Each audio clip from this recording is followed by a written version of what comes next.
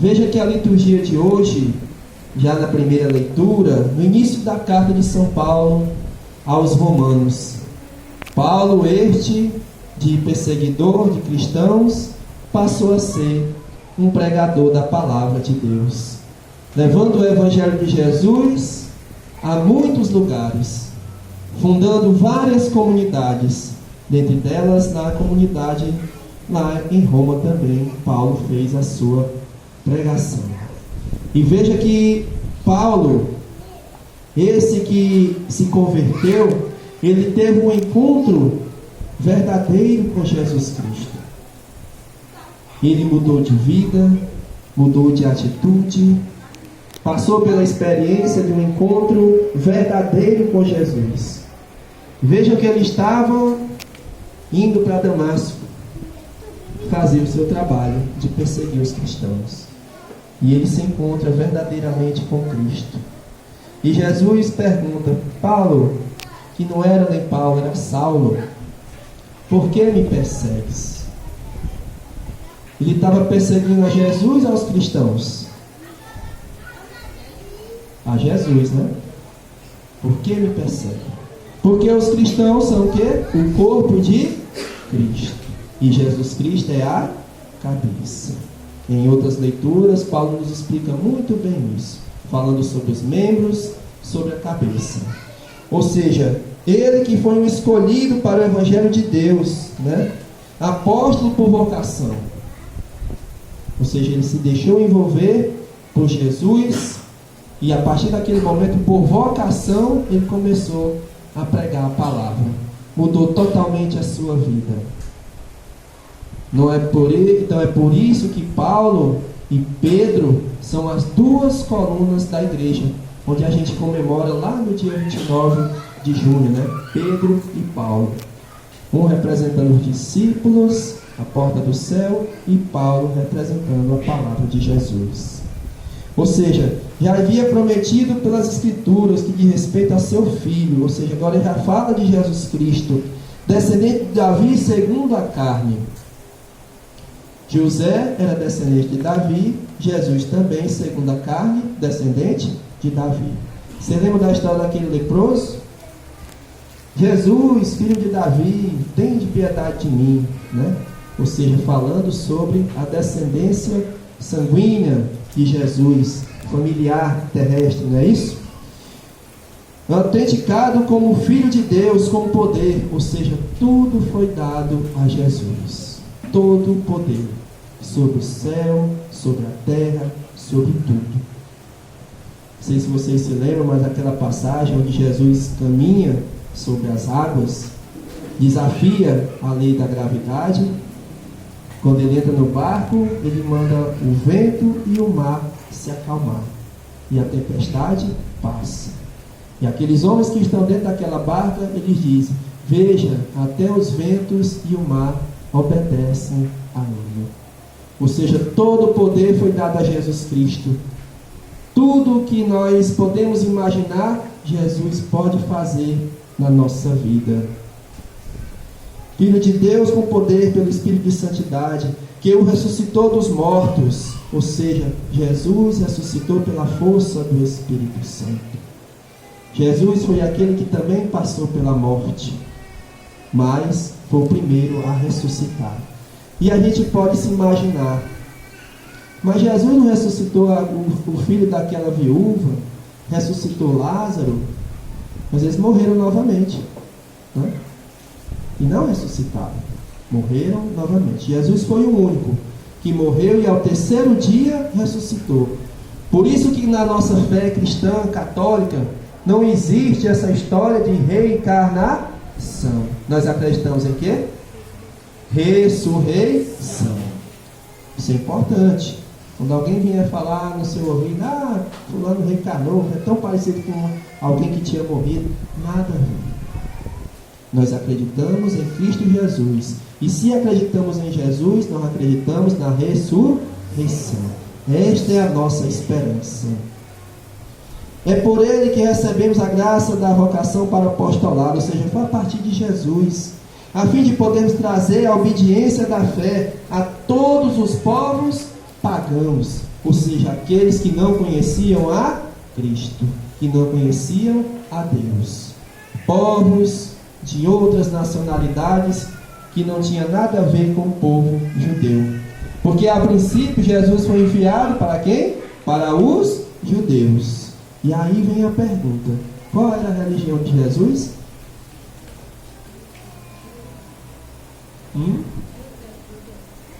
Jesus era o quê? Judeu, gente. Religião judaica. Né? Ele seguia a tradição, a religião judaica. Ou seja, todos os preceitos dos judeus, Jesus fazia. Por quê? O próprio Jesus vem nos dizer: eu não vim para abolir a lei, eu vim para completar. Ou seja, a lei estava lá toda bonitinha, tinha os sacerdotes, os mestres da lei, mas só que nem eles mesmos não seguiam. Colocavam esse fardo pesado em cima dos mais pobres, dos mais oprimidos. Então Jesus era o quê? Judeu. Qual era a religião dele? Judaica. Então pronto, muito bem, não se esqueça, isso é importante. Para trazer uma obediência da fé a todos os povos pagãos, para a glória do seu nome. Entre esses povos estáis também vós, ou seja, Roma não ficou fora. Veja que Paulo está começando a sua carta aos romanos. E aí vem outra pergunta para nós católicos. Nós temos que estar informados, viu? Quando alguém vier falar, a gente saber responder. A nossa igreja é o quê? Católica, apostólica e romana, né? Católica por quê? É universal. É em todo mundo. Apostólica por quê? A fé que nós professamos vem dos apóstolos. E Roma, o que tem a ver com isso? A sua sede é onde? Em Roma. Vejam que lá no Império Romano, aqueles que crucificaram Jesus, foi lá que Deus quis que a sua igreja nascesse. Justamente em Roma. Ou seja, apostólica, católica e romana. A vós todos que morais em Roma, amados de Deus e santos por vocação, a graça e a paz da parte de Deus, nosso Pai, e de nosso Senhor Jesus Cristo. Ou seja, Paulo termina esse trecho abençoando aquele povo para que eles se convertam. No salmo de resposta, o salmista canta para nós: o Senhor fez conhecer a salvação. O Senhor fez conhecer a salvação. Ou seja, só não sabe quem é salvação quem não conhece, quem não vai atrás, ou quem simplesmente ignora, como se fosse uma coisa impossível de se alcançar. Todo mundo quer ir para o céu, sim ou não? Sim. Ah, muito bem. Mas para ir para o céu a gente tem que ser o quê? Santos. Sede santos como o vosso Pai é santo.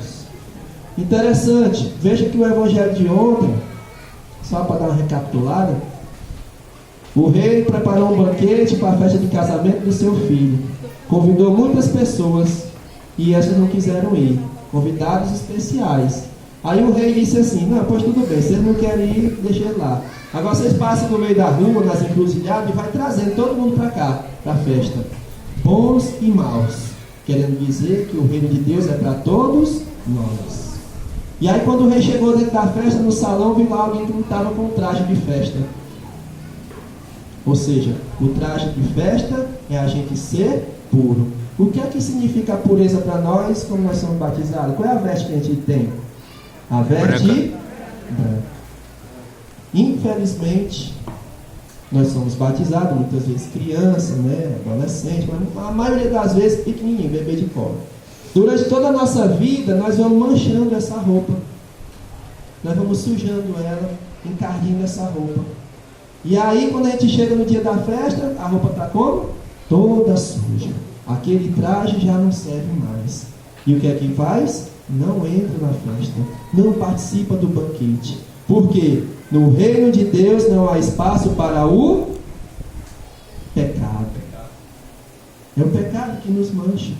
Por isso que existe o sacramento da reconciliação, da confissão, para a gente se purificar, para a gente não cometer de novo aquele mesmo pecado e seguir em frente. a nossa caminhada. Cantai ao Senhor Deus um canto novo, porque Ele fez prodígios. Sua mão e o seu braço forte e santo alcançaram-lhe a vitória. O Senhor fez conhecer a salvação e as nações a sua justiça. Recordou seu amor sempre fiel pela casa de quem? De Israel. Qual é a casa que está sofrendo hoje, gente? A casa de Israel. Mas Deus se esquece deles? Não. Ou seja, o Senhor Deus é um Deus fiel. Nós podemos se esquecer de Deus, nós podemos se afastar de Deus, mas Ele nunca se afasta da gente. Sempre está atento ao nosso clamor, ao nosso pedido de perdão, para a gente voltar à sua graça. No Evangelho de hoje, vejam que Jesus, Ele fala às multidões, né, se reunirem em grande quantidade. E aí Jesus começa a falar para todos, ou seja, não é somente para seus discípulos, é para toda a multidão. Esta geração é a geração má. Ela busca um sinal, mas nenhum sinal será dado, a não ser o sinal de Jonas. O profeta Jonas foi aquele que passou 3 dias no ventre de quê? Da baleia. Aí a gente pode dizer, isso é conversa inventada. Não, gente, está lá nas Escrituras. Está lá. Toda resposta para a nossa vida, qualquer problema, qualquer coisa que a gente esteja passando, está na palavra de Deus. O que nos custa muitas vezes é abrir, é ler, refletir, compreender e levar para a nossa vida. Essa é a grande dificuldade. Ou seja, não será dado nenhum sinal, porque essa geração é uma geração má, né? Com efeito, assim como Jonas foi um sinal para os ninivitas, assim também será o Filho do Homem para esta geração. Ou seja, o próprio Jesus já fala dele mesmo. O Filho do Homem, o Filho de Deus Pai, que foi enviado, né? No dia do julgamento, a rainha do sul se levantará, juntamente com o homem dessa geração, e os condenará. Ou seja, por que Jesus diz isso? Jonas foi enviado aos ninivitas. Esses fizeram penitência, fizeram também o jejum, e Deus aplacou a sua ira contra eles. Ou seja, aquilo que ele tinha prometido em fazer em 40 dias, ele não fez mais. Ou seja, a ira de Deus, ela foi acalmada por causa da penitência, por causa do jejum. Ou seja, o próprio rei lá dos ninivitas disse, olha, até eu vou tirar aqui meu manto fora, ou seja, minha roupa rica, chique, e vou me vestir com saco e vou me sentar nas cinzas. Ou seja, a partir do maior para o menor. E muitas vezes o nosso orgulho não nos deixa pedir perdão a Deus da forma correta. Geralmente é assim, eu errei, mas eu vou errar de novo, eu me perdoo de novo. Ou então como moeda de troca, se eu fizer isso, Deus me dá aquilo. Não é assim que funciona. Não é assim que Deus quer que a gente siga o caminho de salvação e de santidade, né? E aí Jesus fala também de Salomão, ou seja, porque ela veio, ou seja, a rainha do sul veio à terra distante para ouvir a sabedoria de Salomão. Quem foi Salomão? Ele era filho de quem? Do rei Davi. Do rei Davi. Ou seja, também é da mesma família de Jesus, não é isso? Descendente de Davi. Ou seja, qual foi o homem mais inteligente de toda a terra? Nem depois dele, nem antes dele. Davi, o que mais? Salomão. Aí a gente se pergunta, por que Salomão foi o homem mais inteligente e sábio de toda a terra, de todo o mundo, em todos os tempos? Porque Salomão, quando o rei Davi morreu, ele era jovem, não tinha experiência para guiar aquele povo, aquele reino. E aí ele fez um pedido a Deus, né? E Deus, conversando com ele em sonho, disse, o que é que você quer? Você quer riqueza? Quer terras? Quer reinos? Ele disse, não, eu só quero sabedoria para guiar este povo que tu me destes. E a partir daquele momento, Deus disse para ele, Não haverá antes e nem depois de ti alguém tão sábio quanto você. Ou seja, a rainha do sul viajou de longe para ouvir a sabedoria de Salomão. E Jesus diz: aqui está quem é maior do que Salomão, porque ele é o próprio Filho de Deus. No dia do julgamento, os ninivitas se levantarão juntamente com esta geração e a condenarão, porque eles se converteram, ou seja, foi aquilo que eu disse, fizeram penitência, fizeram jejum e se converteram quando ouviram a pregação de Jonas. E aqui está quem é maior que Jonas, ou seja, não tem ninguém maior do que Jesus. Ou seja, ele é Filho de Deus. Se ele é Filho de Deus, ele é Deus também, e faz parte da Trindade Santa, Pai, Filho e Espírito Santo. Louvado seja nosso Senhor Jesus Cristo. Para sempre seja louvado. Mãe de Deus, clamamos a vós. Os coros dos anjos vos louvam. Maria, clamamos a vós. Saúda-vos todos os santos. Maria, clamamos a vós. O mundo dos astros vos louva. Maria, clamamos a vós. A Santa Igreja vos louva. Maria, clamamos a vós. Os homens na terra vos louvam. Maria, clamamos a vós. Mãe de Deus, clamamos a vós. Mãe de Deus, clamamos a vós vós. sois medianeira das graças. Maria, clamamos a vós. Sois sede da sabedoria. Maria, clamamos a Sois vós. mãe da eterna beleza. Maria, clamamos a Sois vós. mãe do perpétuo socorro. Maria, clamamos a vós. Sois mãe do amor verdadeiro.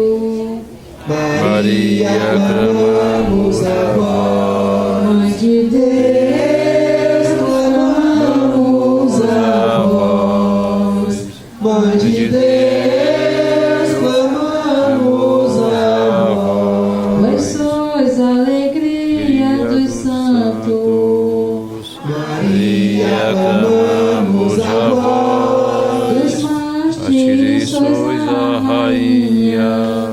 Maria, clamamos a vós. Vós sois a rainha dos justos. Maria, clamamos a Vós vós. sois o socorro na luta. Maria, clamamos a vós. Capaz sou de toda virtude. Maria, clamamos a vós. Mãe de Deus, clamamos a vós. Mãe de Deus, clamamos a vós. Sois forte de toda virtude. Maria, clamamos a vós. Sois templo do Espírito Santo. Maria, clamamos a vós. Sois arca da Nova aliança. Maria, clamamos a vós. do reino dos céus sois a porta. Maria, clamamos a vós. Sois glória da Santa Igreja. Maria, clamamos a vós. Mãe de Deus, clamamos a vós. Mãe de Deus, clamamos a vós.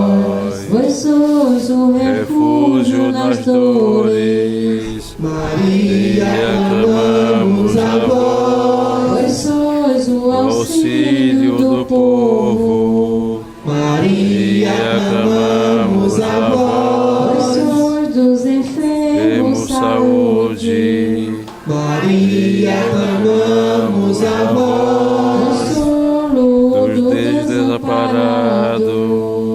Maria, clamamos a vós. Na morte sois nossa esperança. Maria, clamamos a vós. Mãe de Deus, Clamamos a vós. Mãe de Deus, clamamos a vós. Tudo isso pedimos por Cristo nosso Senhor. Amém. Ofertamos no altar do Senhor tudo que somos e tudo que temos.